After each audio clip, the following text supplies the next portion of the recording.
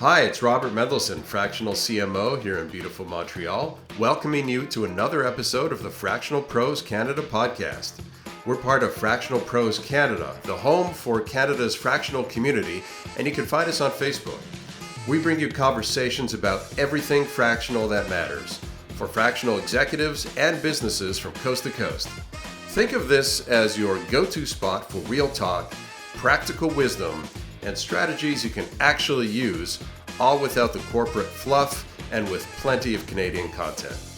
Whether you're a fractional pro or a business in our great country of Canada and beyond, this conversation is for you. Grab your espresso and let's dive in. Welcome to the Fractional Pros Canada podcast. I'm your host and fractional CMO, Robert Mendelson, based out of beautiful Montreal, coming to you today from a little bit further south than normal in CDMX, and joining us from way up the street today from the GTA, another member of the Fractional Pros Canada community, James Winters. James is a fractional CMO, CRO, and advisor who specializes in SaaS, fintech, and defensive technologies. He currently helps to scale businesses globally, helping incubate early and mid-stage businesses to reach greater heights. Today's Fractional Pros Canada podcast is powered by the Frost Fractional Framework. Whether you're just starting out or aiming to scale, the Frost Fractional Framework gives you the discipline-agnostic operating system to stop guessing and start delivering. Head over to the fractionalproscanada.ca website to learn more. James, welcome to the pod. Glad to be here. All right. I'm glad we finally got you on. You're a busy guy, and we've been trying to get this going for a few months. So let's get right into it. First of all, I was looking at your LinkedIn profile, stalking you a little bit, and there was one bullet point that really stood out to me. Under your experience at Flick Software, you listed, and I quote, extreme data hygiene. And this is a phrase that I think only a true RevOps geek could love and put on their profile. I'm curious how that extreme attention to detail bleeds into how you're running your current fractional practice and indeed your personal life. Absolutely. So that's a great question. Overall, you look at early stage scale-ups or startups, more often than not, they're willing to go to great lengths to get as many leads as possible from whichever source necessary. And more often than not, it doesn't fit the CRM, doesn't fit the marketing automation platform. And not only that, it doesn't also fit the sales automation utilities. So you look at, names, you look at data, you look at other things like that. And more often than not, it doesn't speak to the needs of the business. Half the time it's garbage data. And we look at even AI now. If you have garbage in, you get garbage out. And ultimately, you look at the same kind of principles for your life, how you facilitate deals, how you structure your work. And ultimately, yes, there's always room for experimentation and testing. But if you're going in from a premise where you have a poor starting point, namely your data, you're going to end up with a poor result. So I look at that and I try to apply it as best as possible to what I want to do and what do I want to achieve. Not necessarily just for myself, but for the businesses I approach as well. Okay, interesting. So you got that garbage in, garbage out data lens mentality kind of filter for your whole life, business, family, personal. Yep. Hey, especially for family. All right. We'll leave it there for that. Let's go, though, to another hot topic. And you recently posted in a few different places on social media some very interesting data in the Fractional Pros Canada community. And I think maybe I'll just read the post here so people get the context better than I can describe it. So your post went as follows. So last week I wrapped up my pricing exercise on fractionals and the state of the market. It's no surprise that those focused primarily on US contracts are edging out a bit better. Out of 31 people that were open and transparent about where they are in their fractional journey, here's how things stacked up. And then you kind of summarized, broken down by Canada and USA. And you had 20 fractionals from Canada who responded, and 75% of them said they are in the 100K to 250K revenue bracket, 20% between 250 and 400, and 5% at or above 400. And USA, you had 11 respondents, and 72% were 250 to 400K in revenue, and then 18% above 400K, and about 9% between 100 and 250K. And you were very transparent, and you said that as a Canadian fractional yourself, you are in that 250 to 400K range. And your post continues, this level of transparency has helped me position myself a bit better while closing out more contracts while focusing on real meaningful growth. This year, I've referred about $200,000 in contracts to other fractionals across sales and finance, with another $250K in IC contracts across design, ops, RevOps, data, and more. So that was your post. You're very transparent about being at the top end of the higher bracket.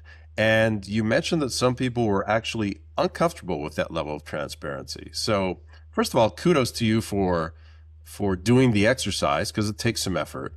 And obviously it helps you understand where you fit in with the, on the spectrum of fractionals and how your performance is doing. I'm curious why you think fractionals are generally so hesitant to be transparent and talk about money, talk about revenue, and why was it so important for you to share those real numbers? Absolutely. So first things first, the majority of fractionals at this point are senior or effectively have roughly 18 to 20 years within their career.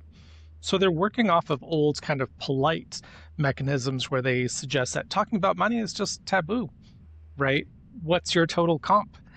What are you looking to get out of a financial or a business relationship? And conversely, as a deal maker and someone who actually closes, you have to know what you're worth.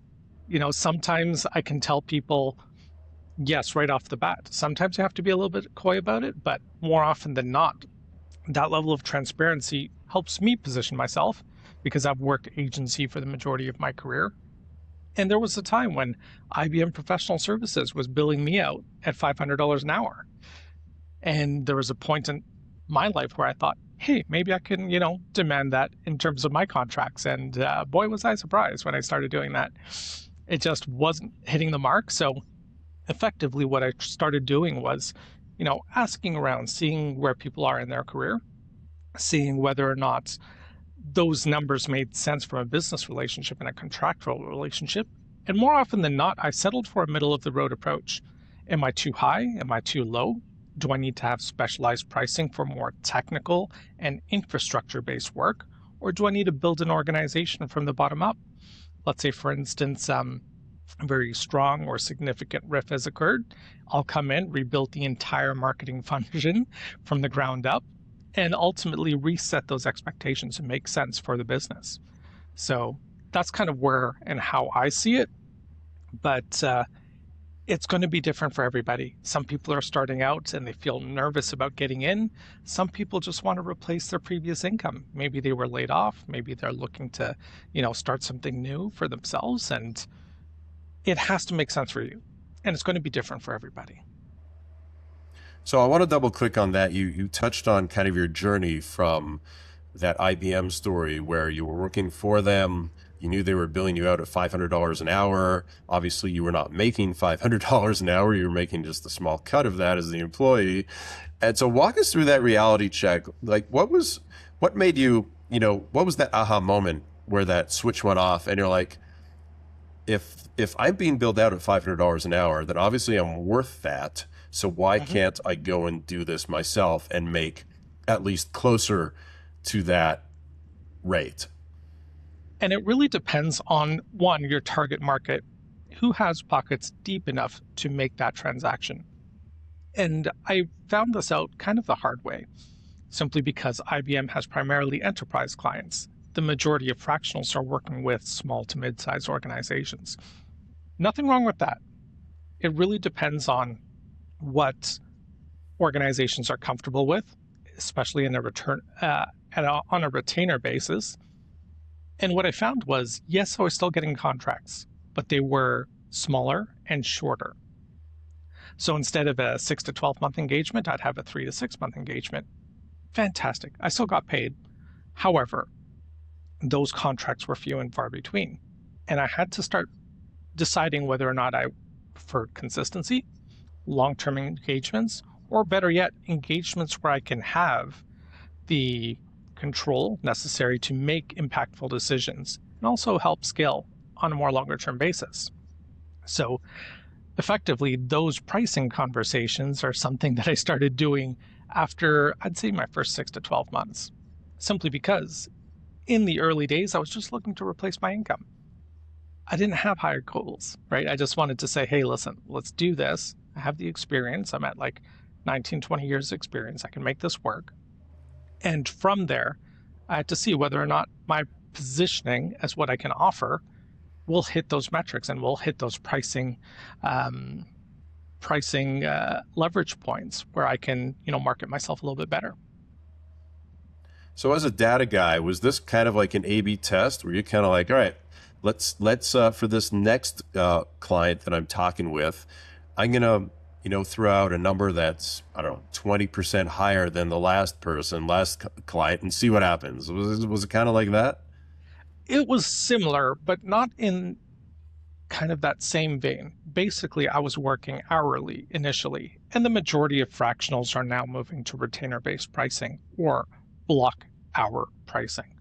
And I think with that transition, I was able to see what a long-term relationship looked better doing. And not only that, how demand would actually be priced in.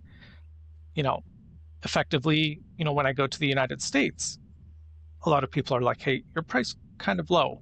When I go to Canada, they're like, you're priced a little above average. What's going on here? So at the end of the day, you have to see what that rate looks like for you and whether or not there's ability for secondary pricing terms, namely milestone payments. I've done that a few times where I've hit, let's say, for instance, $1 million, give me $100,000, no questions asked, right? And just kind of keep doing that moving forward. But it's highly time consuming to make those distinctions and whether or not you want to trust your end user or the company that you're working with to not pay you as what you deserve immediately. Right. And I believe you mentioned at some point you're constantly chasing after some clients who have not paid you according to the agreement. It's not that that's the case, but when I was hourly, there was just a higher subset of individuals who just did not pay. So at the end of the day, I have to get paid, send them to collections, sell the debt. Whether or not they do anything with it, that's their own business, but I have to get paid. Do the work. You earn the money. A lot of us, I mean, this doesn't just apply to fractionals. I think this applies to the average person. We don't value ourselves as much as we should. And I'm not just talking monetarily, but in other ways too. But let's talk monetarily. In the case of fractionals, we often, especially when we're starting out as fractionals, even if we have, 20 years of corporate experience, deep experience, we're really experts at what we do. But that little voice, the little monkey voice says, well, you're just starting out and you've never had a fractional client before. So maybe even though you're worth X, you better start out, set the bar low, because you just want to really get that first, second, and third, halo client, those proof points, and then you can charge closer to what you're actually worth, right? It sounds like you maybe didn't suffer from that kind of inner voice garbage talk. No, exactly. And I think this really comes in from the agency side, where you are pricing statements of work. You understand the inputs necessary to achieve certain milestones. And ultimately, you need to get paid, full stop. There's no spec work. There's no other things like that. You're not going to work on equity only because those end up usually in a bad way. I'd say 1 out of 8 will actually do well for you. I've done those arrangements, but at the end of the day, yes, they've helped me plug gaps within other businesses or even my fractional practice and kind of platform from those experiences. But it's definitely not for the faint of heart to go equity only. So get paid upfront, and ultimately, even if you have to have a shorter engagement, maybe you have to have a trial period or an audit period to see what your working style is, what the client's working style is, and ultimately set those expectations early on, because it's easier to have a smaller contract that's paid out versus a longer contract that's not. And then ultimately that risk is lowered to a much significant degree. The equity topic is always an interesting one. Every now and then somebody will post in the Fractional Pros Canada community Facebook group or on our monthly virtual meetups, which, by the way, last Tuesday of every month. And just check out the Facebook group for details or reach out to me directly. People are like, I've got this opportunity and I'm being offered equity. What should I do? So you anecdotally have said, 1 out of 8 will work and the rest probably not. Have you ever been in? Is your experience that is there a better way to structure that? Is it typically like 100% equity, or is it like we'll give you like 50% of your rate and the other 50% equity? What does that usually look like? And what's your best advice? What's your best answer to that question? Yeah. So once again, pay yourself first, right? You have to get paid something. So this is kind of where those milestone payments really come into effect, especially if organizations or scale-ups are just building out. More often than not, they're either sales-led, founder-led, or product-led. So at the end of the day, you're connecting the dots between outputs and revenue. So if you can get a piece of that revenue and you can say, hey, listen, I drove X, Y, or Z, I would like a certain amount of pay on top of whatever equity portion that you've made available. Simply because you have an avenue for revenue until, let's say, for instance, some type of funding comes through. I've seen, fractionals kind of get wound up into it and then ultimately be replaced once funding comes through.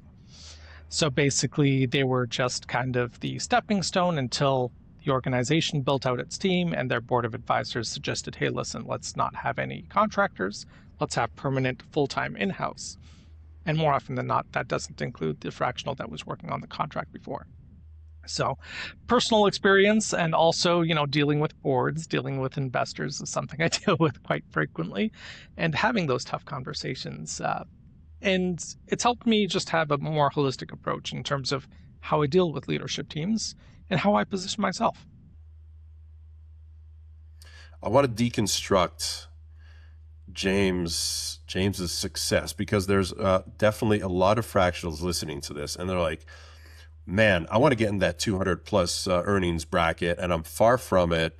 James obviously is doing something right. I want to know everything. I want to know his secret sauce. So let's start off. What size is your average client? Who's your ICP? Yep. And the fun part is it's pretty much the same as the majority of people within this group. It's 1 to 150 million, anywhere from, 1 to, let's say, for instance, 100, 150 employees. So scale-ups and mid-size for the most part.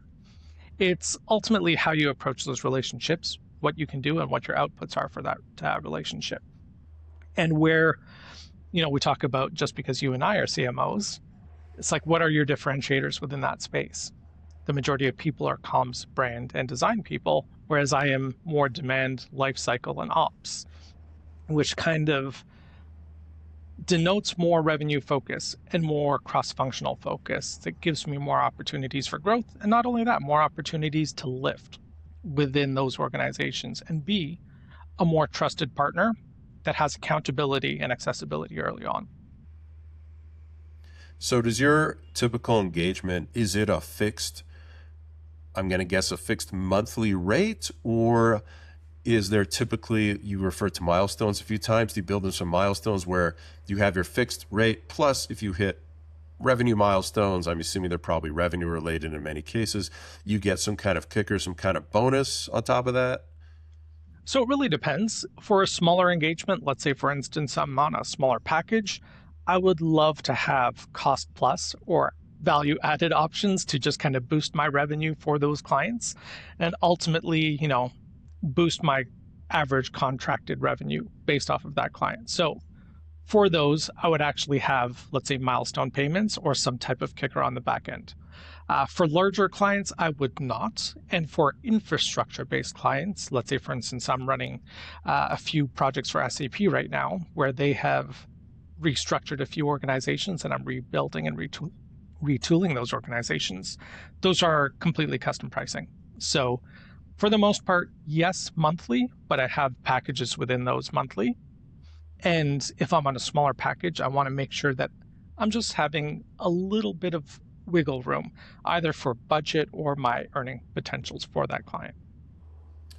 Is the relative hourly rate, if you can calculate it somehow, is it the same? You have a really big ICP from 1 million to 150 million is obviously a massive range. So the question that begs, of course, is your rate the same for the 1 million client as it is for the 150 million client? It absolutely is. I'm super transparent upfront.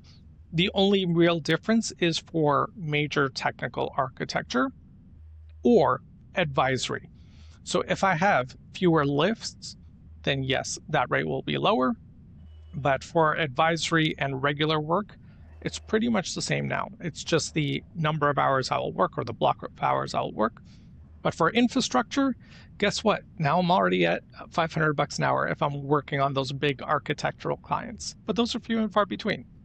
So in order to go through these very transparent and very vulnerable pricing conversations, I've been able to separate that out and say, hey, listen, this is specialized or highly specialized work that big technology consultancies do, and I can do it better in many cases. And I've separated that from the majority of my fractional work at this point. I think there's a lesson there for a lot of fractionals.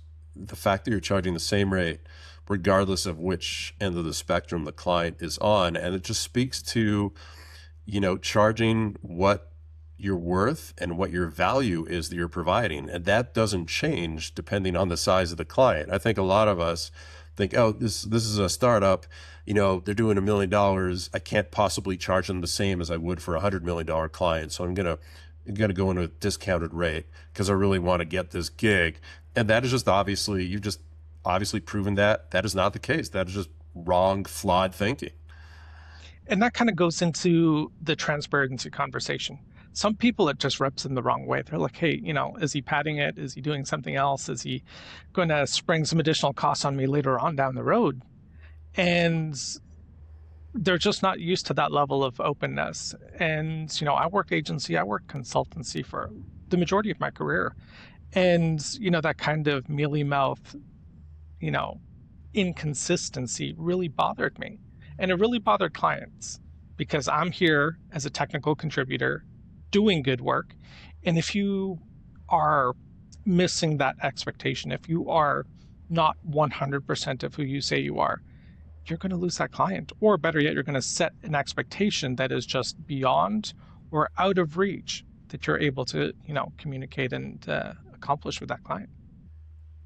Now, at this point, you've obviously got a pretty solid, CV, so to speak. You have a lot of examples of clients you've worked with, et cetera, some big names.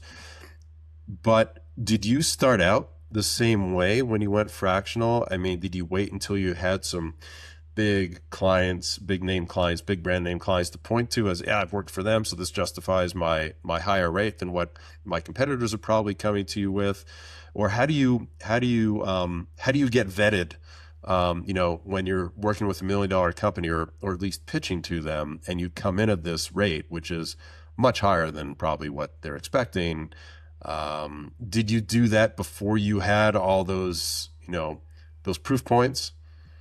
And it's funny you mentioned that, simply because when you work agency, you have the verticals already under your belt, whether or not it's SaaS, whether or not it's fintech, whether or not it's banking, ed tech, whatever. So you have use cases and effective case studies to work from. However, when you go up and up the chain, let's say, for instance, working for Slalom or Cognizant or IBM, you have really heavy NDAs. And sometimes you can't disclose the exact type of work you're doing. You can say the brand name. You can say, hey, listen, I worked with IBM, I worked with Nike, I worked with Costco, Pepsi, whatever. And the nature of that work is buttoned down under NDAs. So ultimately, you have to connect the dots somehow.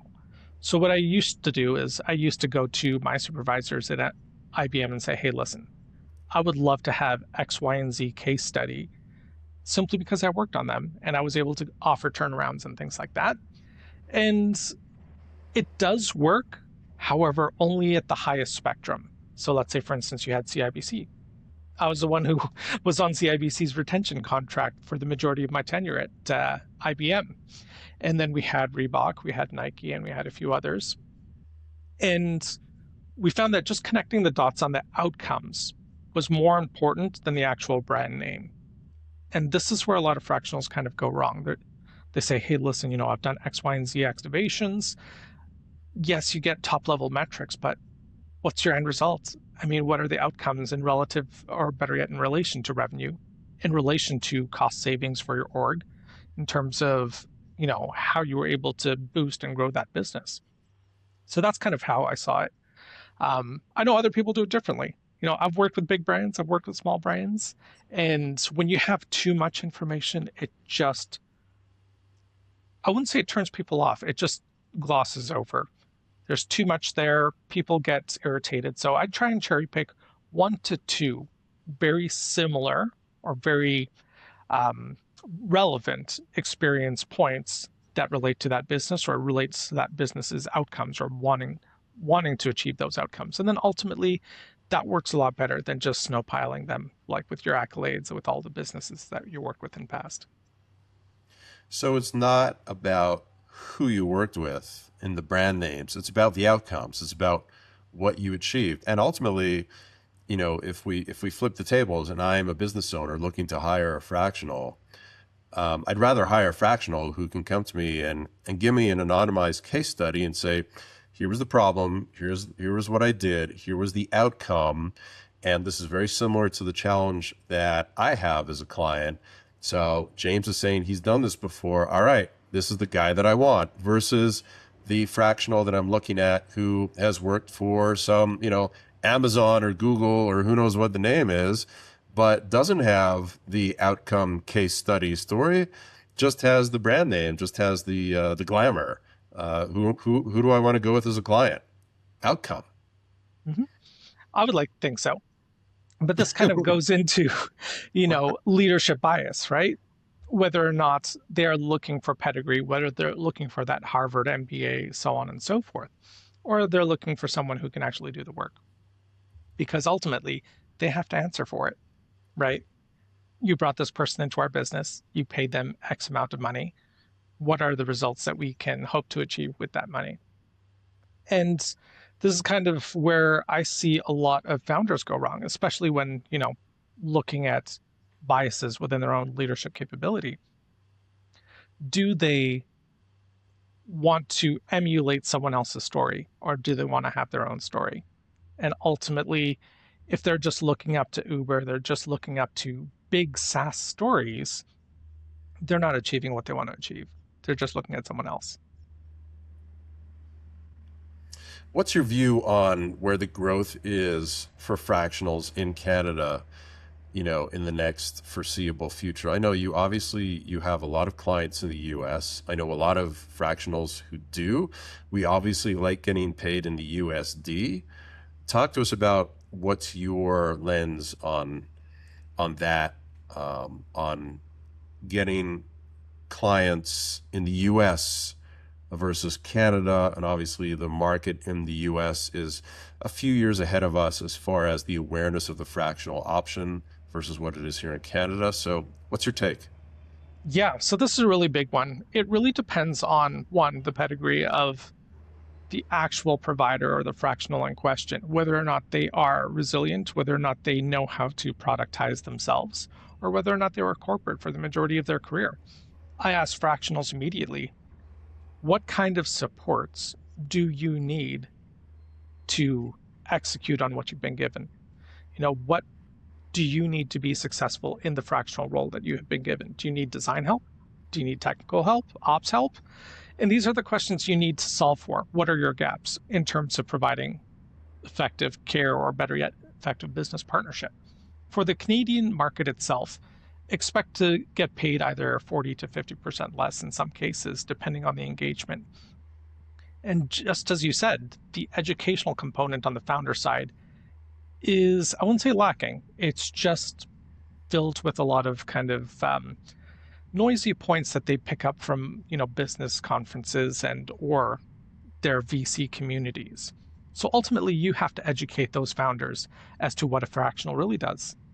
And this is kind of the conversation I had with other practitioners, namely CMOX, where many of them don't believe that doing executional work is actually CMO or fractional work. So ultimately, they have absolved themselves from the end user and absolved themselves from doing or having good outcomes. So ultimately, be transparent with yourself, be transparent with the founder, educate the founder. And in terms of, what the landscape looks like, for product-based businesses that are export heavy, it will go down.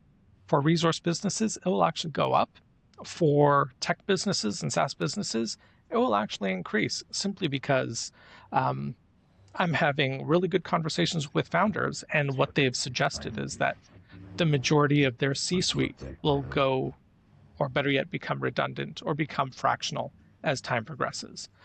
Just because those cost overruns are no longer justified, because those people are $500,000 minimum, plus equity, plus bonuses, plus perks. Maybe there's a private jet, maybe there's private daycare or something like that. And I've negotiated executive comp packages for other people before. And quite frankly, if you can get away with $150,000, $250,000 on a fractional versus $500,000, it adds up, especially between 4 or 5 people.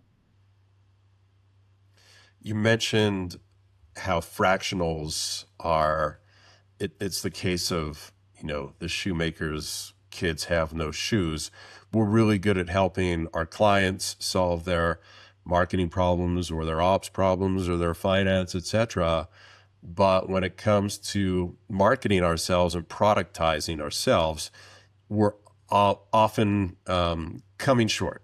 And that's a great point and an interesting point. And what are some of your tips on how fractionals, what are the steps to take to get ourselves out there in the proper way? Oh, James, we've lost your audio. Sorry, can you hear me now? Yeah, you're Okay. back. So I think the big thing here is to understand what the client is trying to achieve. In terms of productizing yourself, try not to snowpile the client. If you say you can do everything, then they are going to expect everything. So I think the big thing here is, one, to understand your 2 or 3 strengths, pitch to those, understand your 2 or 3 big gaps, and say, hey, listen, we might need ICs to plug these gaps. Even for me, I can do design, I can do video production, but I am much slower at those things. I would rather have a subject matter expert tell me and get things over the plate faster than I can. So those are kind of the things that you need to be aware of, simply because the last few engagements that I've had as a fractional CMO are those where they replaced the previous CMO, or they have terminated that individual for not having or coming to the expectations they initially promised, not having the outcomes, or at least tried to achieve those outcomes. You look at kind of what are your on-target specs, and most of these people are not hitting 10 to 15% of their supposed KPIs that they were supposed to hit. And ultimately, that's an accountability issue. So ideally, I want to play to accountability, play to my strengths, and ultimately make it very clear that there are certain gaps that need to be closed to achieve X, Y, and Z milestone that the client wants to achieve. Now, you mentioned accountability. I know you have a certain point of view on frameworks, and there are many of them out there, including the Frost Fractional Framework that we are offering Fractional Pros Canada. Tell us your take on frameworks for fractionals. This is kind of an interesting one because the majority of those who train fractionals want you to stay explicitly on their framework. You mentioned Frost Fractional. I believe that's your CMO. And then there is GTM Partners. Then there is CMOX and a whole bunch of others, so on and so forth. And I think there at times is rigidity.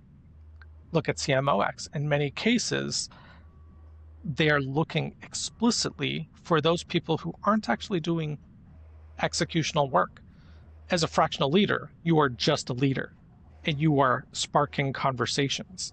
So that kind of goes against the kind of accountability that I do, simply because, not to say that I'm a control freak, but I want to have direct line of sight. I want to be hands-on and get my hands dirty with many of these businesses. And when they see that you're not that accountable, when you're not getting your hands dirty, when you're not lifting, um, that sets the tone for trust or trust issues within that relationship. Personal opinion. But all of the others, even GTM partners, there's a rigidity to that framework. You must only espouse what they teach you and only use the frameworks and materials they provide you.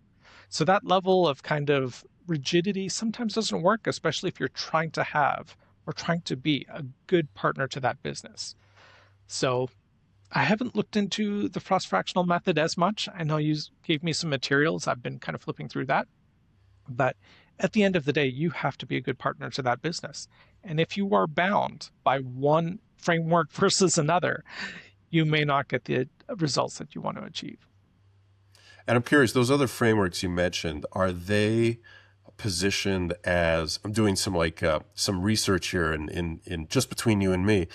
Yep. Are they positioned as, if you follow this framework, you will get X leads or close X deals. But if you don't follow it, then it's probably, then that's going to be the reason why you fail.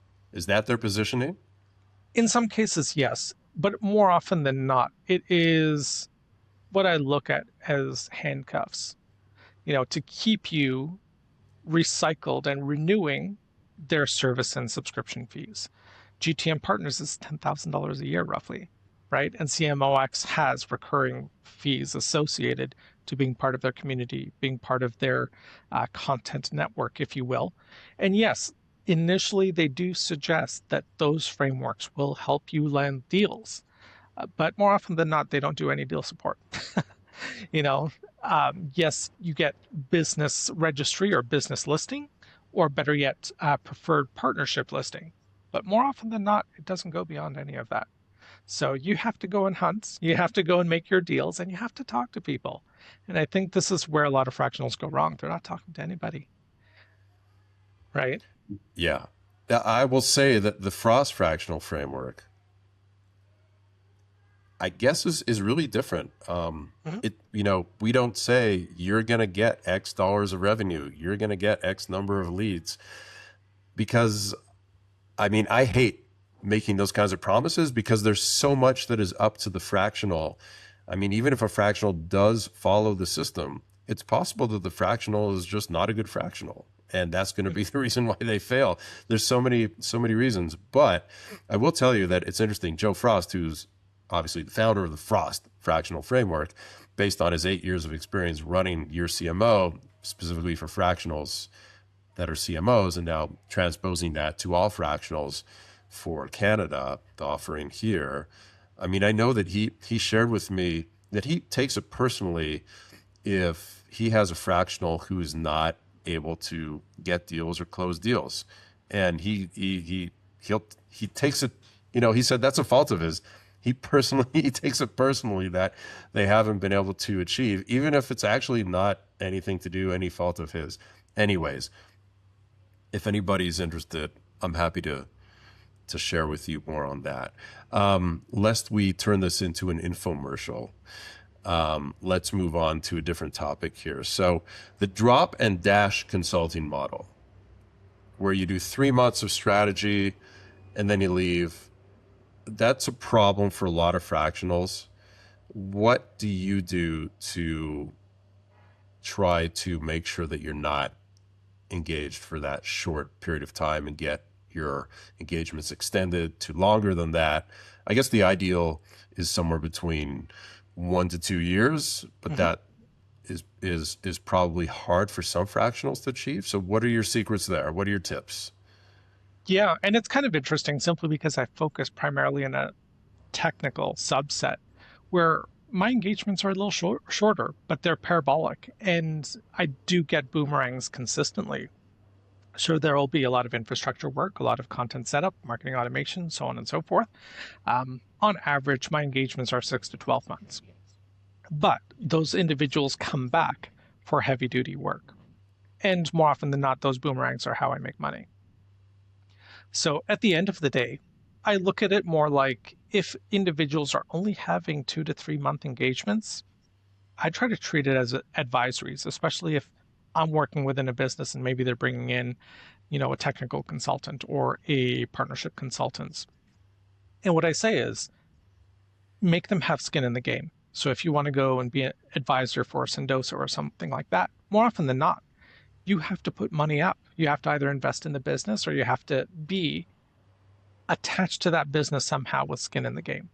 So if you're going to do smaller engagements, have some other type of relationship with that business, either as an investor, either as some type of, referral partner or agency partner, because ultimately that will drive future and future revenue. However, if you just come in for 3 month engagements, you might as well throw your money away. Or throw your time away, because it's not going to be worthwhile in the long term. You spent so much time and energy facilitating that deal that you've lost money executing it. Personal opinion, but there it is. And I wanted to go back. You mentioned a couple times about how many fractional CMOs don't want to get involved in execution, but it sounds like you do. So talk to us about that, because I know for me, my philosophy is I don't want to get involved in the execution. I want to oversee it. I want to make sure the company has the right resources in place, whether it's internal or external, hooking them up with some execution partners that I have, but I don't want to actually do the execution. Is that what you're saying that you actually go and do? How is it different? I think especially for those 0 to 1 relationships where you are building from the ground up, you have to know and have to be present. However, there's always going to be instances where you have partners or teams where you have a coordinator or digital marketing provider. So I'd say the difference here is direct line of sight, more executional capability, but accountability as well. And I think especially now where you look at traditional CMOs on the corporate side, more often than not, they have no clue what's happening at the campaign executional level, campaign ops, demand ops. And those are where the cost overruns happen, especially within marketing. So if you don't have that kind of line of sight or that level of accountability, what do you have? Anybody can tell people what to do, but is it going to be the right line of sight if you don't have the right data? And if you're not working on the right data. And I think that's kind of where I've always been a little different, but also running agency teams, you have to be that way. Not to say that you have to be a control freak, but you have to have that line of sight and you have to know and be able to lift. So that's where kind of a lot of fractionals go wrong, because they get overwhelmed on either side. Either they're too executional or they're too high level where they've missed the plot and they've missed the data to make good executional decisions. Yeah, I would call that bad fractional CMO hygiene if they're committing the same sins as many of the clients they're serving. Because often the client, if I'm talking to a prospect, one of the first questions I'll ask them is, tell me about your scoreboard. How do you measure the success of your marketing activities? And very often there's no answer. It's just like a jaw-dropping, wow, I never thought of that. Sometimes it'll be, oh, well, we look at our sales. As long as we're making money, our sales are going up, our marketing must be doing okay. Right? Also not the right answer. And so it all comes down to that scoreboard. And it seems so basic as somebody who's been in marketing for, my whole life. It's just basic. Like, you need to know what's going on. You need to have scoreboard. You need to have something that's measurable, accountability and all that. And yet so many companies are not running on that. And it's shocking that there are also fractionals out there who are not using that best practice. And it's funny you mention that. In terms of scoreboards, normally what I ask is, what platform or what utility is your source of truth for data? And where does that data exist? Right? Is it in Tableau? Is it in Power BI? Is it in Salesforce? And ultimately, you will find that there are dozens of different dashboards and dozens of different utilities, all being cherry-picked and not being massaged, if you will, to something consistent. And this is why every department has a different answer. Product has a different answer, sales has a different answer, marketing has a different answer, and it shouldn't be that way. right? And this kind of goes into that technical vendor bias that leadership has. And this is why you have to either cut through that or amalgamate that in a way that makes sense for the business. So it's kind of like, oh, well, we've got Tableau, so we must be doing the right thing. And somebody's probably measuring that regularly. Someone's got their eye on it. Or, we're on Salesforce. It's the best CRM out there. So, what more do we really need to do? Salesforce just takes care of everything for us. Oh, yeah. And once again, garbage in, garbage out. If you are not getting the right data into those dashboards, or better yet, if it's not syncing correctly, or if it's not taking into account, let's say, deal staging capability, how much time a user or a lead spends within different stages, or better yet, how they churn out. If you're not documenting those things appropriately, everything goes wrong. All right, so we talked about garbage in, garbage out. Mm-hmm. There are some basic filters that you use to make sure that the garbage prospects stay out. I think you have a 3-question method that you use during intro calls to qualify prospects. Can you share that with us?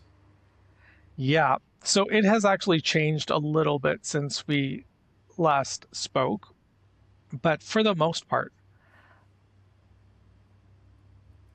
I look at effectively what is the most important thing for you in your business right now, whether or not it's sales, whether or not it's something else. How are decisions made within that business? I want to know if I'm treading lightly or I have to go all in and, make things happen. The last one is, well, there are 2 actually. Ultimately, what is your breakdown in revenue and what do you think could be improved? Or what do you think we need to wean ourselves off of? I use this simply because there are certain industries that are just cash cows. You look at defense, products actually sell themselves. All you really need is a sizzle reel and connections and partnerships to get you into government, to get you into specific supply chains, if you will. The last one is a little bit more personal. It's effectively if you had to terminate or restructure your business immediately, what would you do?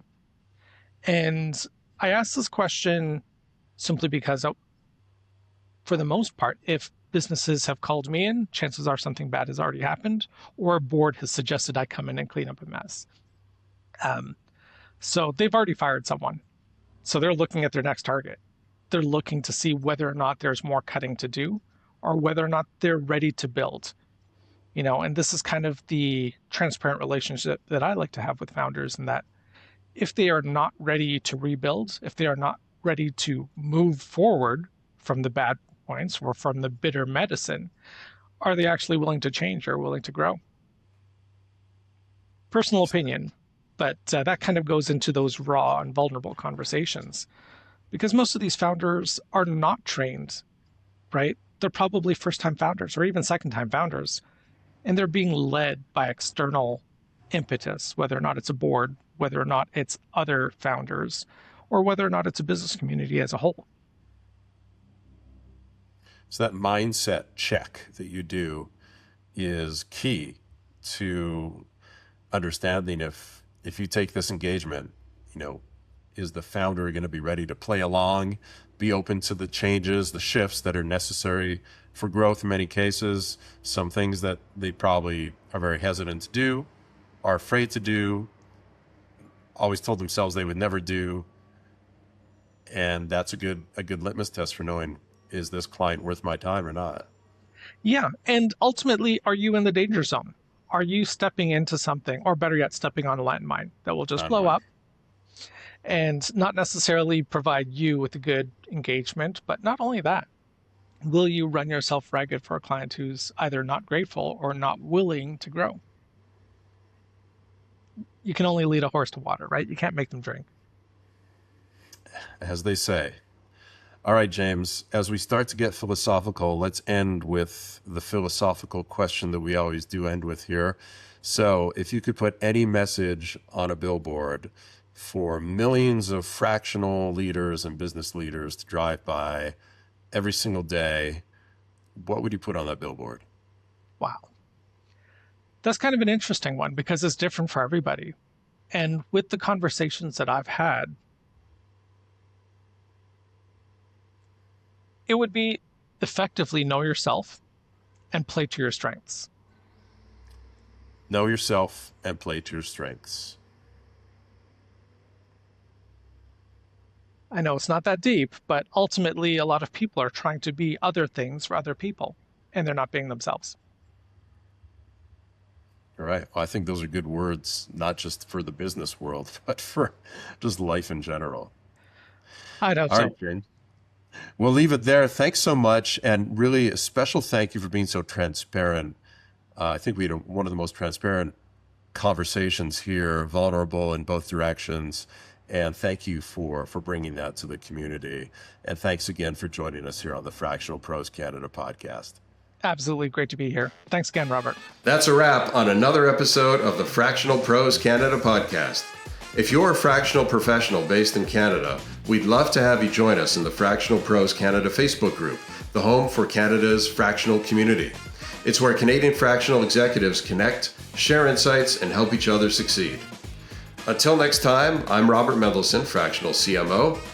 May your impact be full-time, even if your hours are fractional.